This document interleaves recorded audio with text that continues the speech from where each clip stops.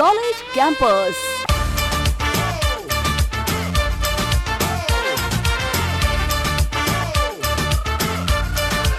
College campus.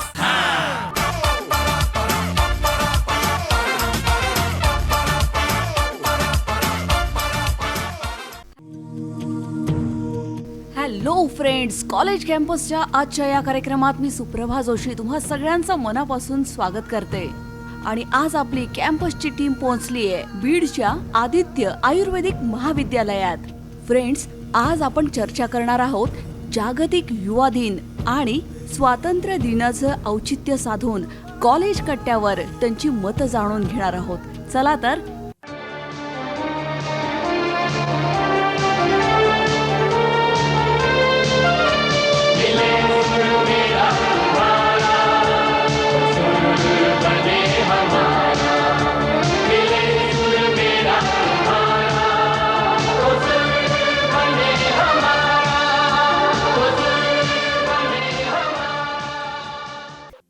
पहिला प्रश्न माझा असा आहे, 12 ऑगस्ट हा जागतिक युवा दिन. एक युवा म्हणून तुम्हाला आजचा जेनझी या नात्याने काय वाटतं? युवा दिनासाठी तुम्ही खास का असावं किंवा का आहात असं वाटतं? मी मयुरी जाधव. आजचा जो युवा आहे तो उद्याचा भारत आहे, म्हणून एक युवा म्हणून उद्याच्या भारताची जबाबदारी आपल्यावर आहे. तर युवा हा खूप इम्पॉर्टंट आहे.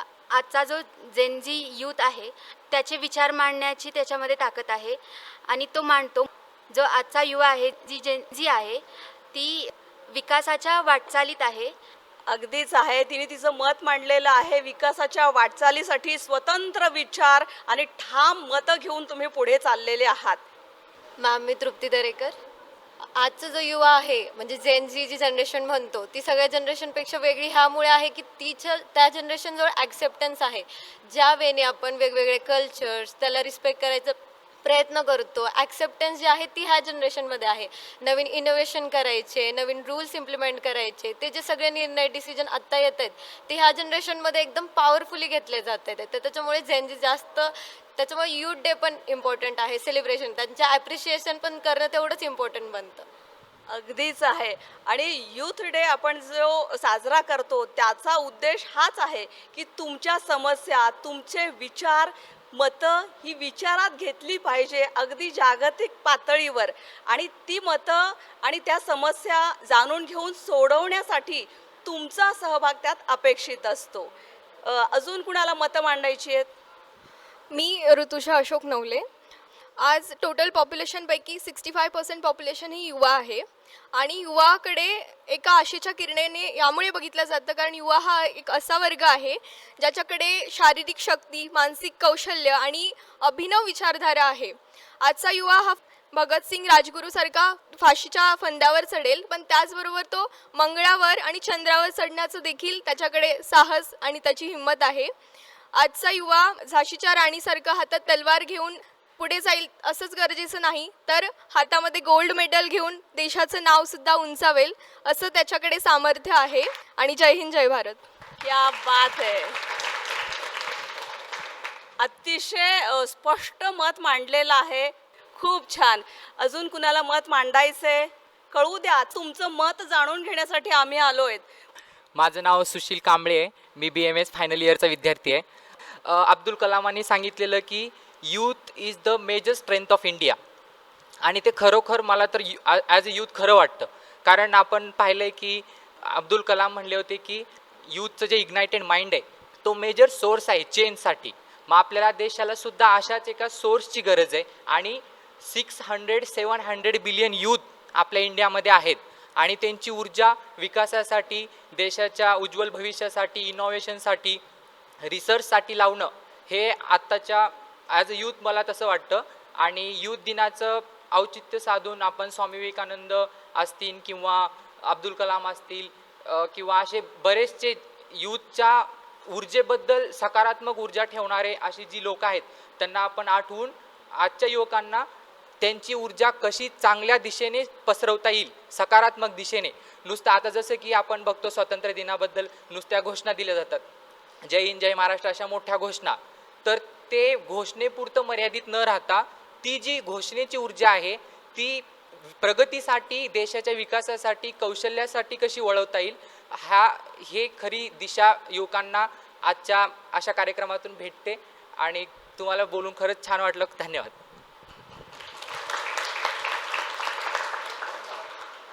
थँक्यू. खूप छान मत मांडलं. नमस्कार, मी यश अनिल पाटील, BAMS सेकंड इयरचा विद्यार्थी. आणि जसं की आपण म्हणतोय की युवा दिवस, तर हे एका दिवसासाठी मर्यादित नाही राहिलं पाहिजे असं मला वाटतंय. आणि आपण जर बघायला गेलं तर मला तरी असं वाटतंय की जर एक युवा चांगला असेल तर देश चांगला असेल. म्हणजे एका माणसापासूनच ती सुरुवात होणार आहे. तर मला तरी वाटतं युवा इज अ ग्रेट स्ट्रेंथ, आणि युवा जर चांगला असेल तर देश चांगला असेल. नक्कीच आहे. माय नेम इज अरिबा अनवरी. आणि आपण जेव्हा डिस्कस करतो ऑगस्टमध्ये हा ग्लोबल यूथ डे असतो, पण नॅशनल यूथ डे हा 12 जानेवारीला असतो. It is celebrated on the birth anniversary of Swami Vivekananda. He was the first and foremost freedom fighter among beginnings, and his main ideologies of philosophy and religion were directed towards the youth. He wanted youth to become self-confident, and he inculcated qualities like confidence and of knowledge. I am more inspired by his philosophies because he encouraged qualities like religious tolerance, equality between men and women, and other qualities. खूप छान सांगितलंय. Hello, this is Anushka. मी युवा आहे. माझा आवाज महत्त्वाचा आहे आणि माझं मतही तितकंच महत्त्वाचं आहे. माझं मत इथे मांडण्यासाठी तुम्ही मला चान्स दिला, त्यासाठी आकाशवाणी केंद्र बीड यांचं मी धन्यवाद करते. ॲज अ युवा म्हणून उद्या आपण या देशाचा भविष्य आहे, पण आज आपण काय करायला पाहिजे? According to me, I think आज आपण सगळ्यात चांगलं शिक्षण घ्यायला पाहिजे. आपण जर शिक्षण चांगल्या प्रकारे घेतलं, आपण चांगले शिक्षित बनलो, तर उद्या हा देश नक्कीच चांगल्या वळणावर जाणार. आज आपला देश जास्त म्हणजे विकसित नाही आहे, तर उद्या चालून तो बाकी देशांच्या कंपॅरिझनमध्ये त्यांच्या लाईनमध्ये येऊ शकतो, जर आज आपण एज्युकेशन चांगलं घेतलं. नक्कीच आहे. आपला देश विकसनशील देश आहे आणि विकसित देश होण्याकडे आपल्या देशाची वाटचाल, घोडदौड खूप जोरात चालू आहे. त्यासाठी तुम्हा सगळ्यांचं योगदान आपल्या देशासाठी शैक्षणिक माध्यमातून असेल, उद्या तुमचं करिअर असेल, त्या दृष्टीतून असेल, तर आपल्या सगळ्यांना ही जबाबदारी त्या त्या परीने निभवायची आहे. आता थोडंसं राष्ट्रभक्तीच्या मार्गाकडे आपण वळूया. येणारा स्वातंत्र्यता दिन साजरा करणार आहोत, तर तुम्हाला काय वाटतं स्वातंत्र्य म्हणजे? तुमचे स्वातंत्र्याबद्दलचे विचार आणि तुमच्यातली देशभक्ती असं मला जाणून घ्यायचंय. तर कोण बोलणार आहे याच्याविषयी? Hello everyone, my name is Kiran Rathod and I am the student of second year BMS. Today we all know we have freedom to speak, we have freedom to go anywhere, we have to freedom to give our thoughts, our opinions on anything. We have one more power, that is we have our skills.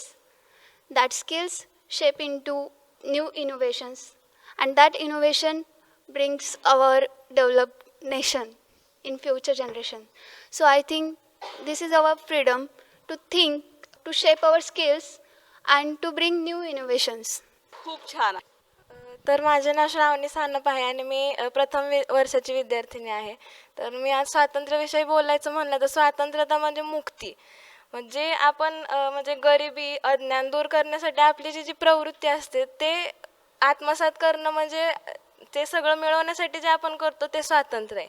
पण स्वातंत्र्य म्हणजे आपले विचार जे आहेत ते उपभोगताना, आपलं स्वातंत्र्य उपभोगताना दुसऱ्याला त्याचा त्रास होऊ नये ह्याची आपण पहिली काळजी घेतली पाहिजे. मग ह्याचं उदाहरण म्हणलं तर आता जी युवा पिढी आहे ती सगळी डिजिटल युगामध्ये चालू आहे. तर डिजिटलमध्ये म्हणजे बरेच आता इथं बसलेले सुद्धा सर्व लोक इन्स्टा, फेसबुक ह्याच्यावरती ॲक्टिव्ह असतात.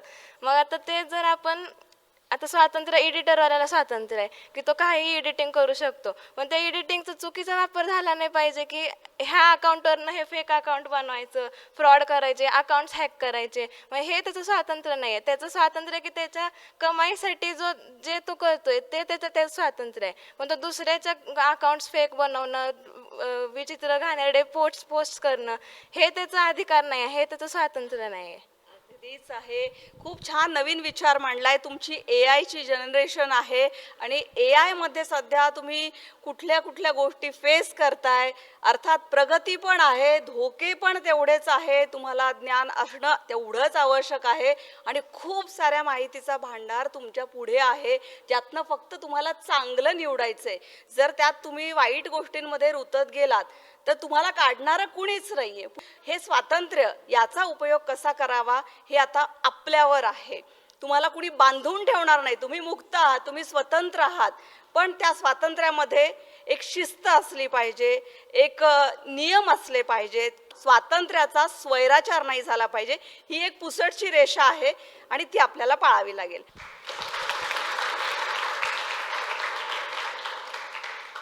मी अक्षरा पाटील. मी BMSची 3rd इयरची विद्यार्थिनी आहे.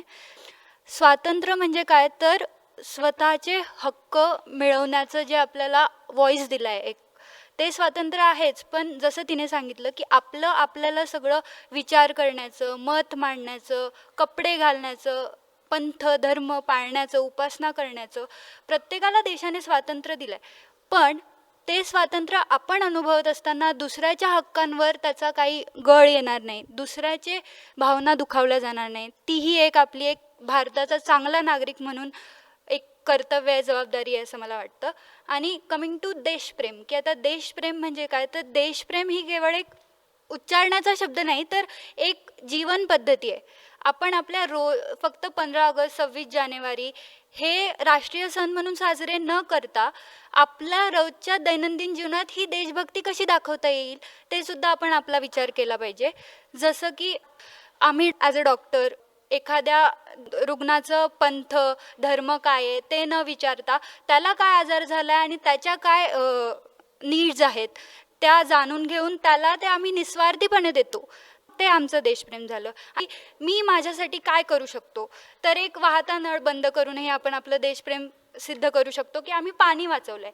आपल्या आजूबाजूचं पर्यावरण, आपली झाडं, आपले म्हणजे जे पण युनिवर्स आहे त्याला कन्झर्व करण्यासाठी आपण काय करू शकतो, ती एक छोटी स्टेप जरी आज आपण घेतली तरी त्याचं पुढचं देशप्रेम ते खूप मोठं इम्पॅक्ट देशावर टाकू शकतं असं मला वाटतं.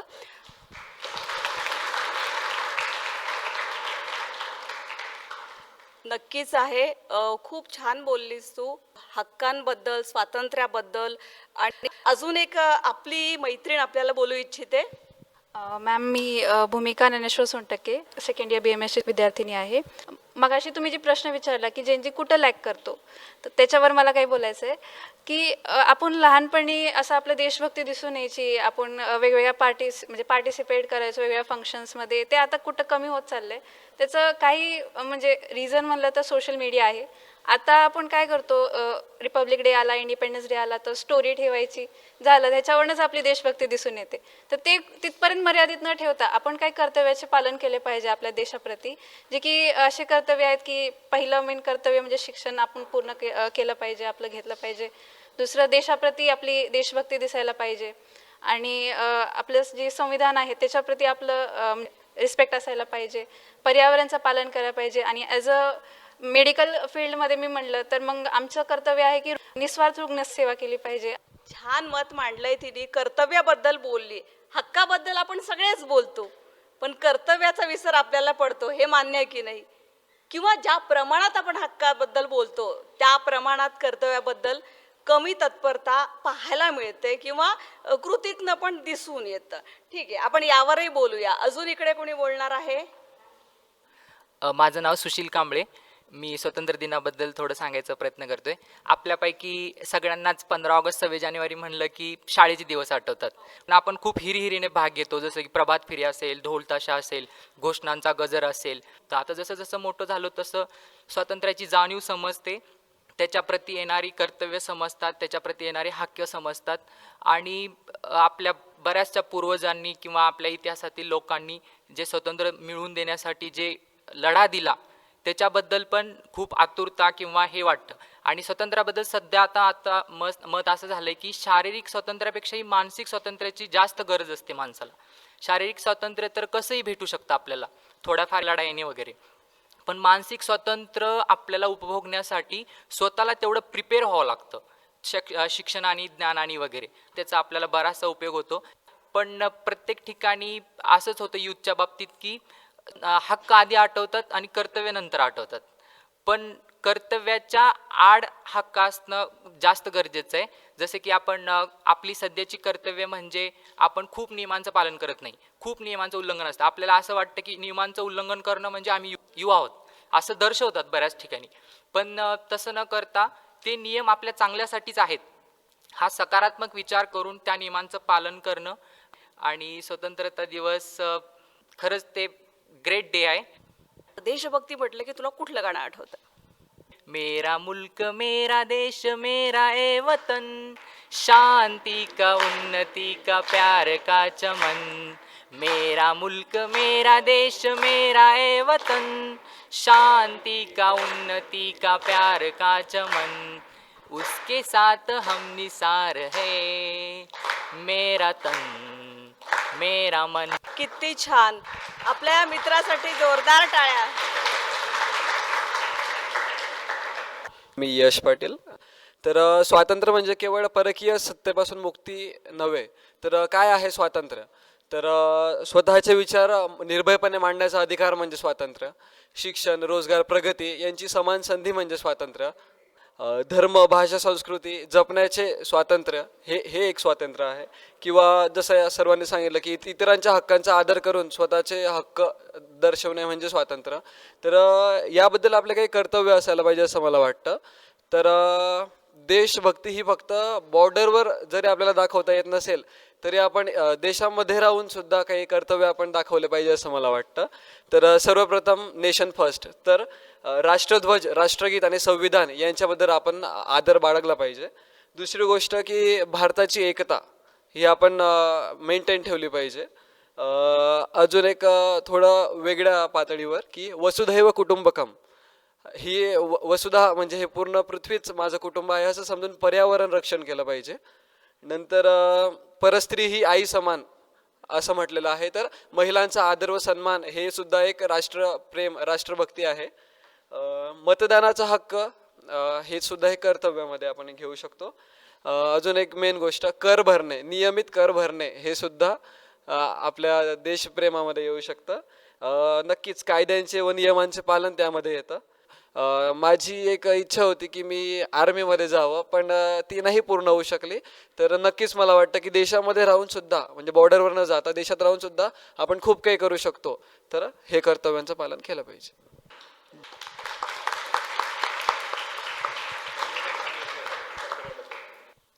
माझं नाव अनुष्का गवई. मी BAMS सेकंड इयरची विद्यार्थिनी. एक गीत प्रस्तुत करू इच्छिते. है वतन वतन मेरे आबाद रहे तू, है वतन वतन मेरे आबाद रहे तू, मैं जहाँ रहूँ जहाँ में याद रहे तू, मैं जहाँ रहूँ जहाँ में याद रहे तू. ए वतन मेरे वतन, ए वतन मेरे वतन, तुझ पे कोई गम की आँच आने नहीं दूँ. पहुँचूँ मैं जहाँ भी मेरी बुनियाद रहे तू, पहुँचूँ मैं जहाँ भी मेरी बुनियाद रहे तू. ए वतन मेरे वतन, ए वतन मेरे वतन, ए वतन वतन मेरे आबाद रहे तू, ए वतन वतन मेरे आबाद रहे तू, मैं जहाँ रहूँ जहाँ में याद रहे तू.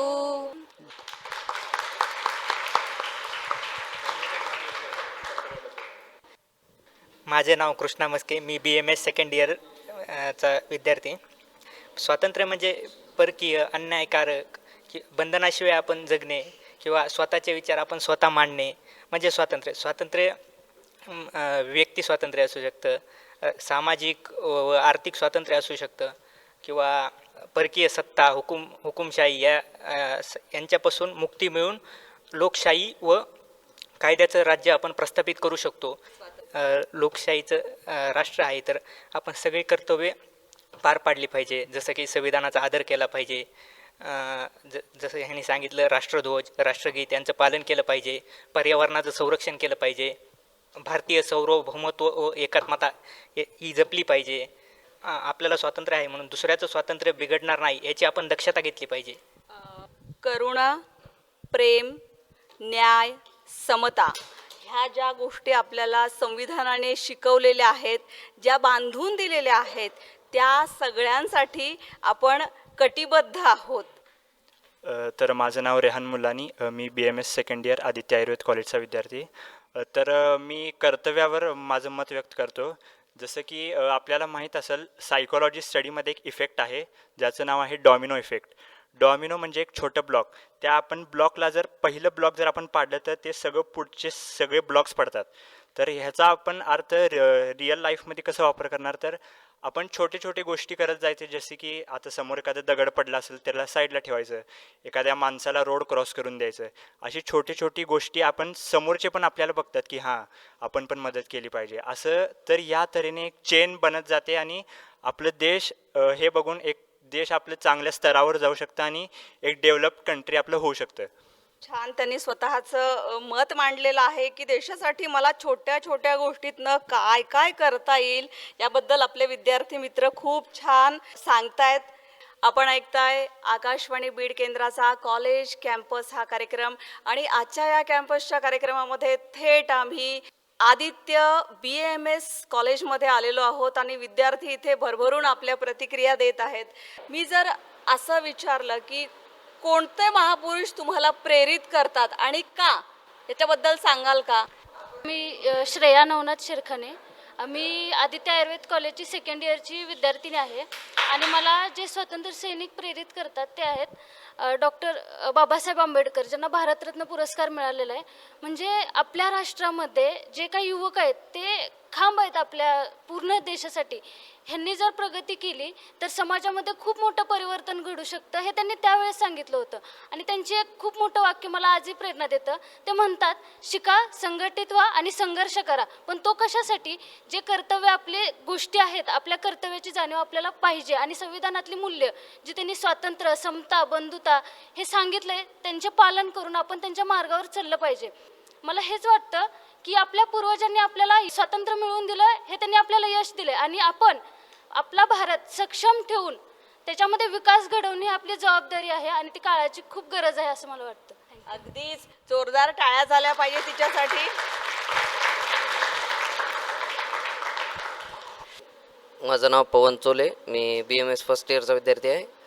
आणि आपण जर तरुणांचा विचार केला तर आपलं सगळ्यात जी गोष्ट आपण सोडून देऊ शकत नाही किंवा ज्या व्यक्तिमत्व आपण सोडून देऊ शकत नाही असं म्हणजे स्वामी विवेकानंद, ज्यांचे एक वाक्य होतं की मला तुमच्या देशाच्या तरुणांचे विचार सांगा, मी देशाचं भविष्य सांगतो. किंवा मला 5 तरुण जर असे मिळाले जसे मी घडवेल तर मी पूर्ण देशाचं भविष्य घडवू शकतो. तर तो कॉन्फिडन्स जो ज्या एनर्जीमुळे येतो तो तरुण. खूप छान सांगितलेलं आहे. अजून इकडे कोणी सांगताय का? मी मयुरी जाधव. तर माझ्यासाठी प्रेरणास्थानी माझी आई आहे, कारण तिने मला प्रेरित केलं की शिक्षणाचा इम्पॉर्टन्स, शिक्षणाच्या स्वातंत्र्याचा इम्पॉर्टन्स काय आहे. कारण एखादी विचारधारा तयार होण्यासाठी आपल्याला शिक्षणाची गरज आहे आणि त्यामुळे तिने मला शिक्षणाचा इम्पॉर्टन्स सांगितला. सो ती माझी प्रेरणास्थानी आहे. नक्कीच आहे. तिची आई तिची प्रेरणा आहे, जिने तिला शिक्षणासाठी प्रोत्साहित केलं, प्रेरित केलं. आणि आई ही फक्त आपल्यासाठी एक व्यक्ती नाही आहे, ते विश्व आहे आपल्यासाठी. आणि या विश्वात जेव्हा आपण आपल्या देशाचा विचार करतो तेव्हा आपण आपल्या देशाला काय म्हणतो? मातृभूमी. मातृ हा शब्द आहे, त्याच्यामध्ये सुद्धा आईत्व जपलेलं आहे. तेव्हा आपल्या मातृभूमीसाठी जोरदार टाळ्या झाल्या पाहिजे.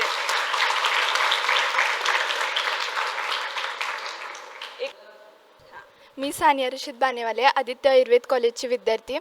मी सर्वप्रथम हे म्हणू इच्छिते की स्वातंत्र्य हा प्रत्येकाचा हक्क आहे आणि त्याचे जतन करणे हे प्रत्येक नागरिकाचे कर्तव्य आहे. म्हणजे मला प्रेरित करणारे सावित्रीबाई फुले आहेत, कारण त्यांच्यामुळेच आज मी शिक्षण घेत आहे आणि स्वतंत्रपणे मी इथं बोलत आहे त्यांच्यामुळेच. क्या बात है. माझं नाव ऋतुजा कसपटे. मी आदित्य आयुर्वेदिक बीड इथे शिकत आहे. स्त्रीने ठान लिया मैदान, स्त्रीने ठान लिया मैदान, तो वो गीता फोगाट बन गई. स्त्रीने ठान लिया मैदान, तो वो गीता फोगाट बन गई. स्त्रीने ठान लिया साहस, तो वो आनंदी जोशी बन गई. स्त्रीने ठान लिया जनता की सेवा, तो वो द्रौपदी मुर्मू राष्ट्रपति बन गई. स्त्रीने ठान लिया जनता की सेवा, तो वो द्रौपदी मुर्मू राष्ट्रपति बन गई. स्त्री ने ठान लिया परवरिश करना, तो वो सिंधुताई संकपाळ बन गई. स्त्री ने ठान लिया लड़ना, तो वो झांसी की रानी बन गई. स्त्री ने ठान लिया खुद को पहचानना, तो हर मुश्किल की शक्ति बन गई. अब ना समझो उसे कमज़ोर तुम, वो जब चाहे अपनी तकदीर बन गई. वो जब चाहे अपनी तकदीर बन गई. Thank you.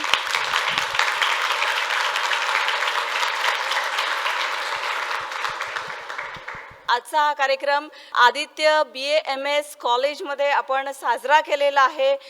ज्या कॉलेजमध्ये आपण आलेलो आहोत त्या BAMS कॉलेजचे प्राचार्य आता आपल्याशी संवाद साधणार आहेत. नमस्कार, मी डॉक्टर विवेक वसंतराव कुलकर्णी, प्राचार्य आदित्य आयुर्वेद महाविद्यालय बीड. तर आमच्या संस्थेच्या संचालिका आमच्या प्रेरणास्थान डॉक्टर आदिती सारडा मॅडम यांनी पहिल्यांदा सांगितलं की तुम्ही आदित्य आयुर्वेद कॉलेजमध्ये जा. त्यामुळे प्रथमतः आम्हाला खूप अभिमान वाटतो की मॅडम संस्थेने आमच्यावर जबाबदारी टाकली ही. ज्यावेळेस आम्हाला कळालं की आकाशवाणीचे लोक आमच्याकडे येणार आहेत त्यास मला या गोष्टीचा खूप आनंद वाटला की आम्ही आमच्या विद्यार्थ्यांना आयुर्वेद शिकवतो, मेडिकल सायन्स शिकवतो, पण त्यांच्या मनामधले अशा प्रकारचे विचार बाहेर काढावेत. या निमित्ताने त्यांच्या मनामध्ये उहापोह व्हावा, देशभक्ती काय, कर्तव्य काय, हक्क काय याविषयी त्यांच्या मनामध्ये कुठेतरी चिंतन व्हावं, मनन व्हावं. आणि त्यातनं हे काही आत्ता अमृत बाहेर पडलं या मंथनातनं, ते खरंच आम्हा अध्यापकांना देखील प्रेरणादायीच आहे की आम्ही हे या दिशेने आम्हाला जायचं आहे. ही नवीन ऊर्जा शक्ती आहे. त्यामुळे आकाशवाणीने हा जो कार्यक्रम घेतला आणि या निमित्ताने जे मंथन त्यांनी आमच्या विद्यार्थ्यांच्या मनामध्ये घडवलं, त्यांचे विचार आम्हालाही कळले नव्याने, त्याबद्दल मी संस्थेच्या वतीने आणि एक प्राचार्य म्हणून आकाशवाणी केंद्र बीडचे मनस्वी आभार व्यक्त करतो. धन्यवाद.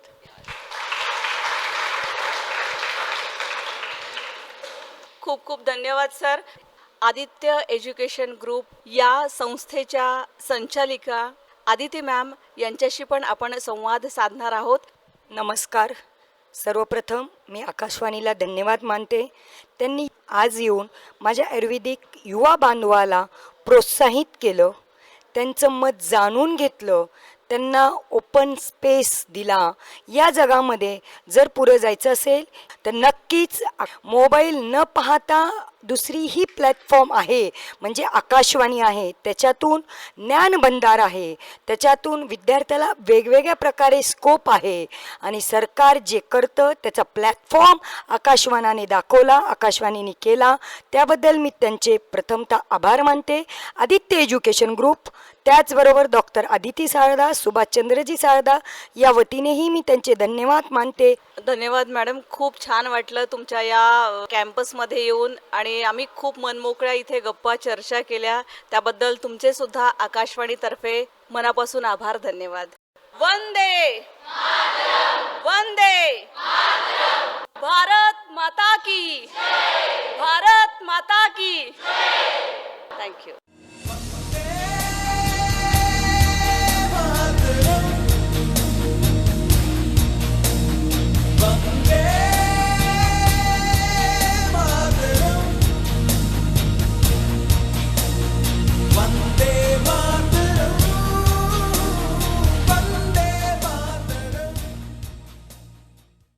तेव्हा फ्रेंड्स, कॉलेज कॅम्पस या कार्यक्रमातून मी सुप्रभा जोशी तुम्हा सगळ्यांचा निरोप घेते. पुन्हा भेटूया. बाय. College campus.